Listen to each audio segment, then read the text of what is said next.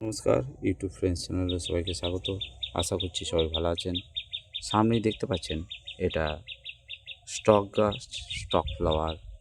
এই গাছটি খুবই সুন্দর, ফুল হয়। সাধারণত শীতের ফুল হলেও ফুল সানলাইট, বিশেষ করে যখন আপনার বাগানে ফুল শেষ হবে, গ্রীষ্মের একটু তাপ পড়বে, তখন কিন্তু এ খুব সুন্দর ফুল দেয়। এই গাছটি সাধারণত ডিসেম্বরে প্রতিস্থাপন করতে হয়। ডিসেম্বরে প্রতিস্থাপন করলে 80 থেকে 90 দিনের মাথায় আপনার কাছে ফুল ভর্তি হয়ে উঠবে। এটি বিচন থেকেও হয়। বিচন প্রতিস্থাপন করলে কিন্তু আপনাকে নভেম্বরে প্রতিস্থাপন করতে হবে। এটি বিভিন্ন কালারে পাওয়া যায়।